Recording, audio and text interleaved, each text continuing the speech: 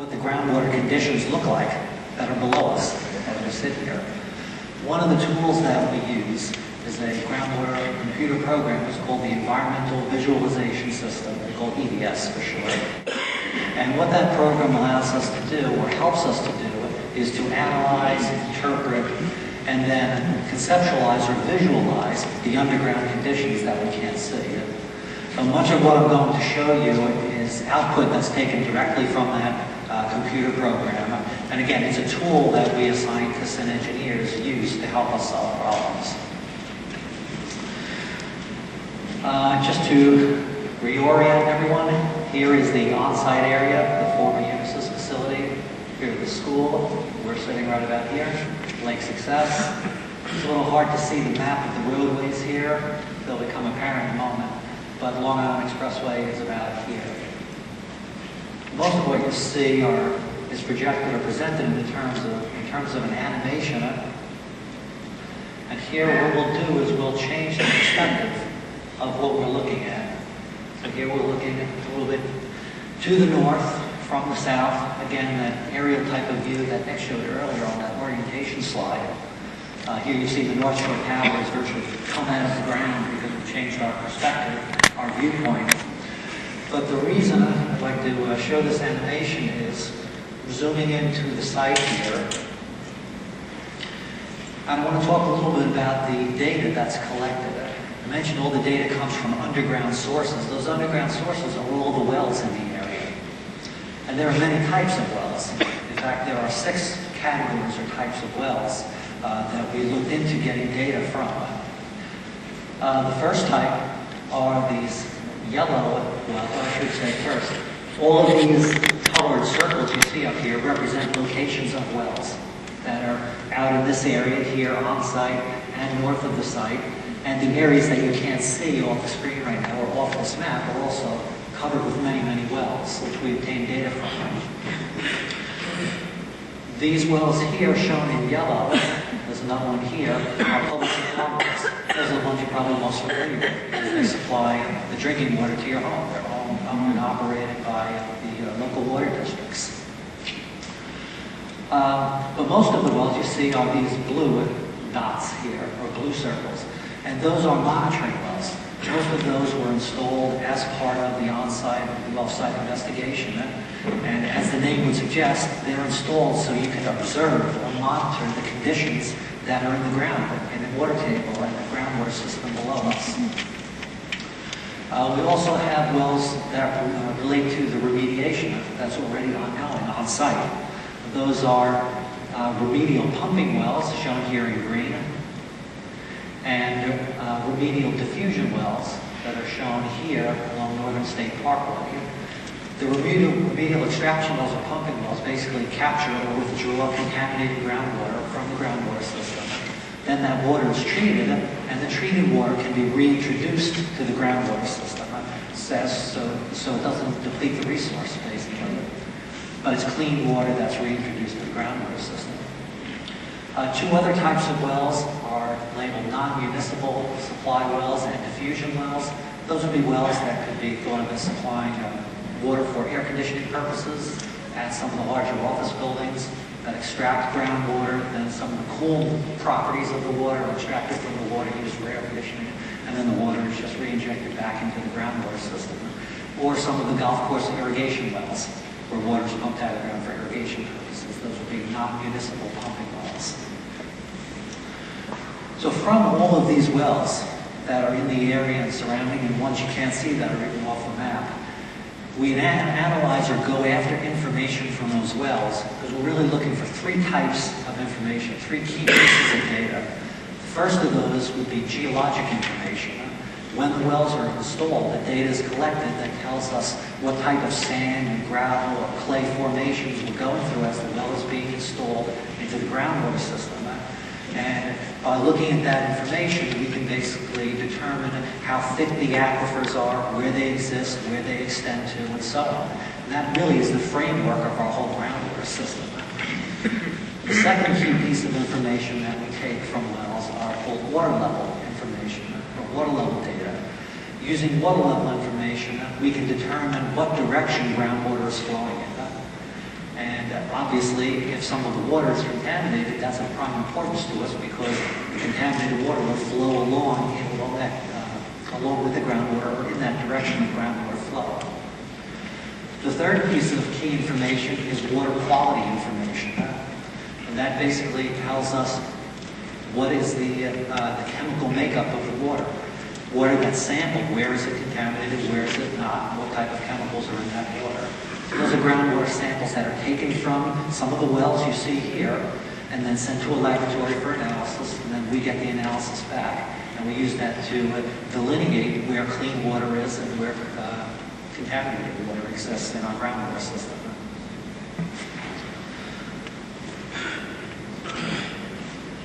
Going to back up a little bit here, zoom out, so to speak. Again, you can see some of the other wells that are shown here on the map where we obtained data from as far north as some of the Village Water Authority of Great Neck supply wells, Western Nassau County Water District, and just some of the other wells, general wells in the area. But again, there are wells off of the map that you see here where data was collected and analyzed. What we're doing is changing our perspective as if we were looking at the area from land surface. Our eyes are right there at the ground level. And what you see here are the wells that have been installed in the groundwater system. These correlate to the little circles that you just saw on the map. And these are the wells shown to the depth where they're actually installed in the groundwater system. So for instance, this deepest well here that you see is installed into the Lloyd Aquifer, the deepest aquifer in the Long Island system. And it just gives you an idea of the number of wells in the area and the distribution of those wells. Just as we're interested in sampling or analyzing wells that are spaced all around the area, we're also just as interested in sampling wells that are spaced at different depths within the groundwater system. By looking at everything in all three dimensions, we get the best picture of what the entire problem is or isn't. As I mentioned, the first piece of key information that we look for out of our analysis that we get from wells is geologic information that tells us where the aquifers exist. And based on all the information that we collected and analyzed, you see basically the aquifer system being drawn in underneath the map as we show it here. We have basically three aquifer systems. These are the three aquifers that underlie most of Long Island. We have the upper glacial aquifer here. It's fairly thin. Then we have the Magothy aquifer. And the third, the deepest aquifer, is the Lloyd aquifer. The gray that you see on the bottom here represents bedrock, basically solid rock. That forms the bottom of the groundwater system on Long Island. So it's really in the three aquifer system overlying bedrock where we have all of our groundwater. That's where it all resides. We're focusing most of our concern here in the upper glacial and portions of the Magothy aquifer related to the problem that Nick discussed. We're not really concerned with the Lloyd aquifer. And the reason for that is this thick brown stripe you see here represents what's termed the rare and confining unit. That's a very extensive, continuous clay unit that's between 100 and 200 feet thick, and it underlies the entire area here. And the effect of that confining unit is that it severely limits the amount of exchange of water between the Magothy aquifer and the deeper Lloyd aquifer. In fact, it would take hundreds of years for groundwater to move through the Magothy here into the Barrera and through this clay unit into the Lloyd. So the Lloyd is very well protected, so to speak.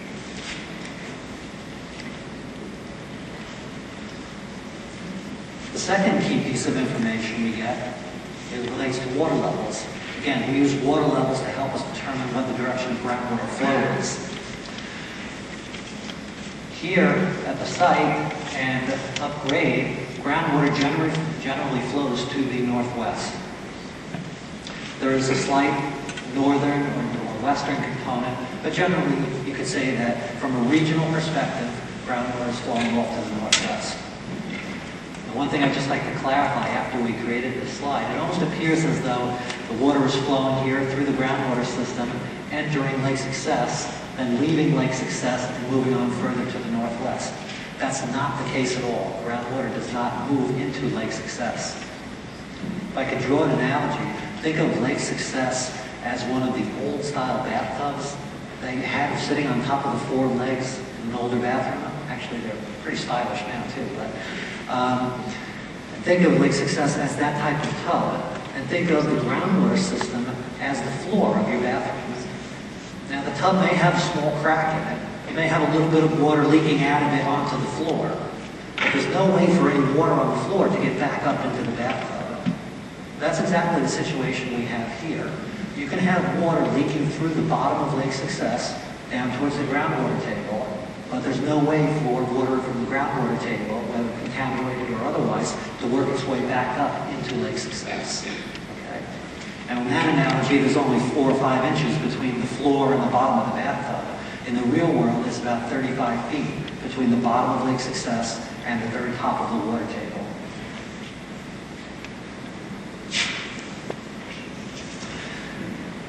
On to the third key piece of data that we obtained from wells, and that relates to water quality. What we've done here is get our land surface a little transparent so we can see the area that we've delineated as being contaminated during our investigation. Here you see the area that we've delineated. This is the plume that Nick Volkenberg was discussing. Just to guide you here, there's a scale bar here on the side where anywhere you see a dark blue color, that represents that the groundwater concentration, the concentration of the contaminants are about 5 parts per billion of the chemicals that Nick described to you. Generally speaking, that's about what the drinking water standard is for these types of chemicals. Where the concentrations get into this brighter green area, we're looking at over 5,000 parts per billion. Okay. The extent of the plume, as you see to the north, goes to about the Long Island Expressway. To the west, a little bit to the west of North Shore Towers. On the east, just east of the on-site, off-site boundary. And to the south, just past Union Turnpike, a little bit to the south of Union Turnpike. And I think what you see here to the south relates back to the last slide, where we were talking about groundwater moving to the south, but then becoming part of the regional flow grading and turning back. So historically, going back years when the air conditioning system was operating at the site and contaminated water had been discharged back into the groundwater system, it could have flowed south of Union Turnpike and then turned and started moving back. So what you see here, I think, is a residual piece of that process and those operations at the site. One thing I want to mention before we start turning the plume and looking at it in 3 dimensions, this is just a bird's eye view, a 2-dimensional view of the plume. So again, the extent goes to, let's say, Long Island Expressway here to the north. As you start to turn it, your perspective changes, and it can look like the plume exists where it doesn't, or it looks like it doesn't exist where it actually does. So I'll just caution you to be aware of that. I think you'll see that in a second. As we start to turn the plume or change our perspective, it looks like the plume doesn't exist underneath the expressway anymore. That's actually not the case. What you saw from their bird's eye view was the true extent.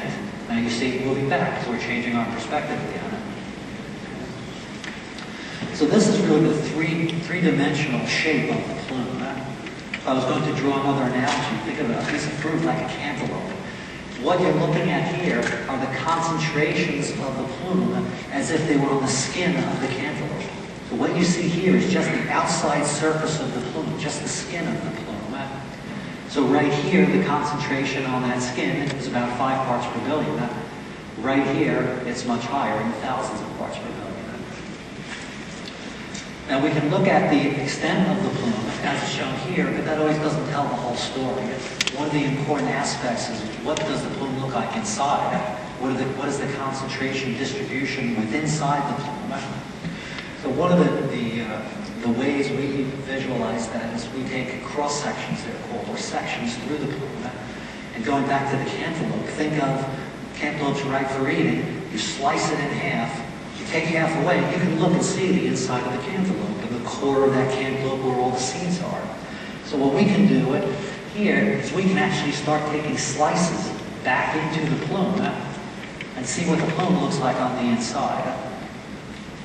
So this flat face that you see here is basically a vertical cut that goes straight down through the plume, straight into the ground. And as you notice, before on the outside of the skin of the plume, concentrations were low. As you get towards the interior portions of the plume, you see the concentrations are higher. A couple of things I'd like to point out is that as you move further to the north, the plume moves deeper into the groundwater system. In fact, the groundwater above the plume here in the upper glacial aquifer is not contaminated. Also, I'd like to point out that we mentioned groundwater flows to the northwest, and the plume would generally migrate along the same direction, which would be up in this direction. So if the source was the dry well in this corner of the building, most of the contamination should have just gone up this way. How did the contamination get down in this area? Well, again, I think that relates back to the operation of the air conditioning system, where the source of contamination introduced contaminants to the groundwater system here. They were pumped out of the groundwater system by the air conditioning wells here, and then reintroduced into the groundwater system, and those wells were about this deep. So they had pumped contaminated groundwater into the system, into the groundwater system. And I think, again, this is a residual piece of that type of operation.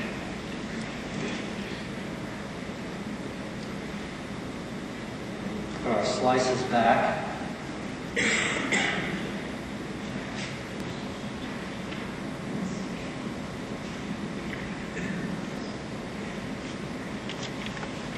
I know the purpose of this meeting is really to focus on the OU2 off-site investigation, but I'd like to go back just for a minute and review, maybe some of you were there, some of the information that was presented in the poster session back in the fall, in November I believe it was, where we presented the selected remedy for the on-site contaminated groundwater.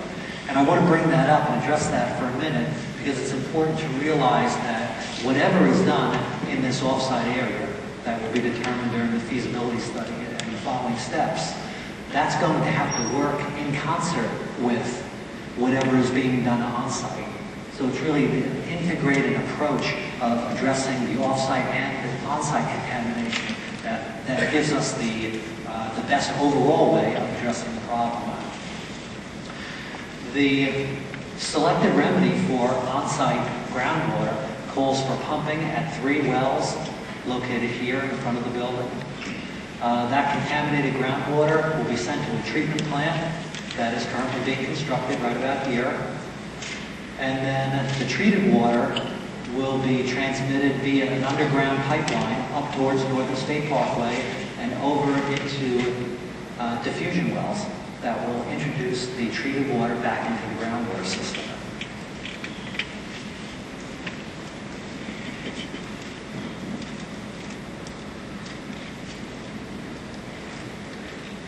Again, we take a little different perspective, this time almost going below the land surface. Again, take a look at the plume in cross-section, slice down. And here you can see the 3 treatment wells, one of them on the left here with the well screen here. This is actually where the groundwater is withdrawn. The second well has 2 well screens located here. And the third well, you can't see the well screen because the cross-section, we didn't cut it back far enough. And that treated water will go to the diffusion wells here. What I'd really like to point out here is the distance between the land surface and the contaminated water. This horizontal line here that turns to this white line here represents the water table. That really is the top of our groundwater system. That's where groundwater starts. At the site, the distance between land surface and this water table, which at the site is contaminated, is about 100 feet. So a 9-story building or taller than some of the oak trees in the area. That's about the distance between contaminated groundwater and land surface. You all know the area very well. As you move off to the northwest, you start going uphill to get to where the school is and where we are right here now. But the groundwater table doesn't change. That doesn't get any higher as you go off in that direction. So the distance away from the site between land surface and the water table is even greater, on the order of 120 to 130 feet. That's a very important key element because that's one of the factors that leads us to the conclusion that there is no risk to exposure to contaminated groundwater. We simply don't have the situation where we have contaminated groundwater existing or residing 5 feet underneath the land surface. You can't go out in your backyard, install, dig a hole to put a tree in and find contaminated groundwater. It just isn't there. It's much, much deeper.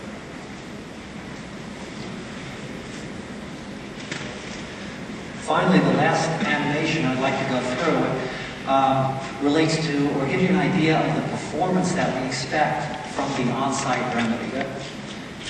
So just to orient you here, picture yourself standing on the corner of Marcus Avenue and Lakeville Road, right about here. Here's Marcus Avenue going out, here's Lakeville Road. We're looking towards the south wetland, the southeast, out in this direction, the southeast. And what we've done here is we've shown the part of the plume that exists underneath the site, and only underneath the site.